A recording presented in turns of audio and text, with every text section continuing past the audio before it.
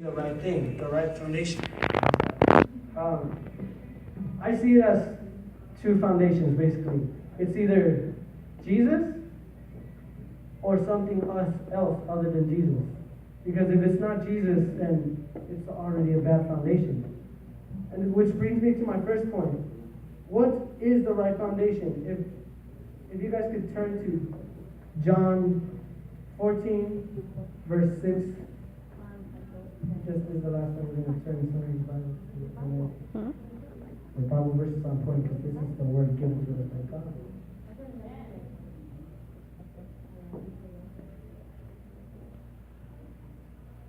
John 14, verse 6. We're going to read all the way to 9. Jesus said to him, I am the way, the truth, and the life. No one comes to the Father except through me.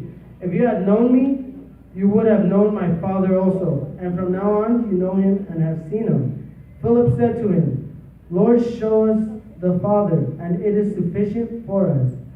Jesus said to him, have I been with you so long, and yet you have not known me, Philip? He who has seen me has seen the Father. So how can you say, show us the Father?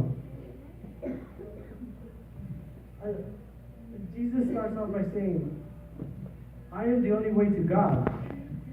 Key thing right there. He already says, I am the root to the foundation to get to God.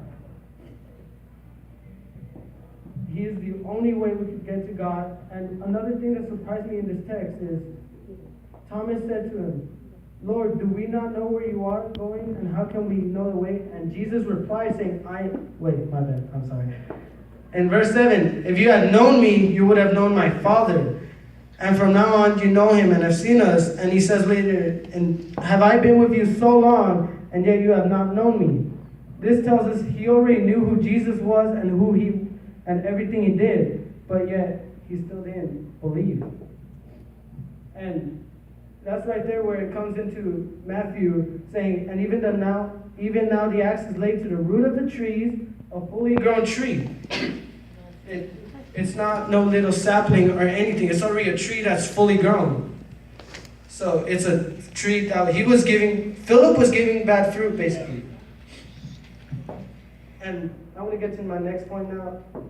The right roots is the right fruits. With Jesus as your master, you can't go anywhere wrong. Rooted in Jesus, nothing can go wrong.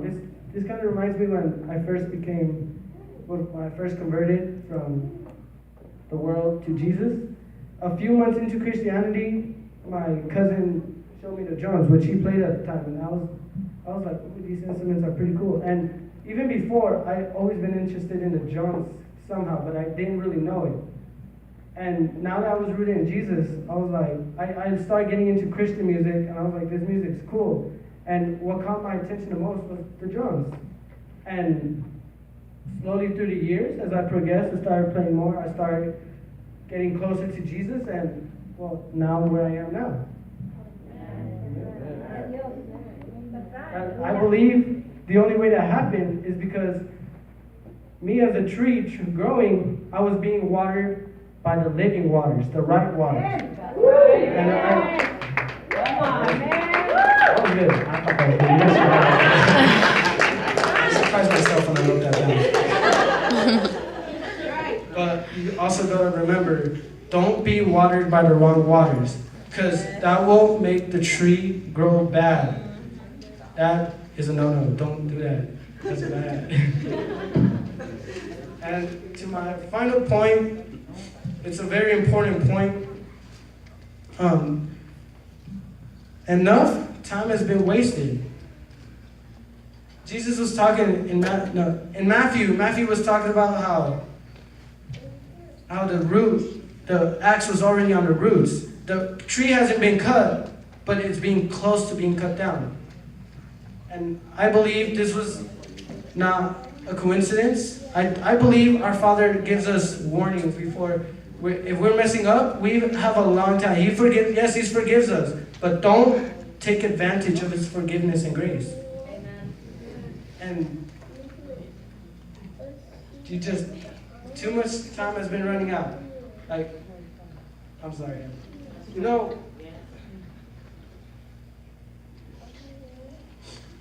Don't wait till your roots are cut down. I just want to end with this. I want to end with this question. Will you choose to make good fruit now or wait till your roots are cut? It's simple as that. And amen. Amen.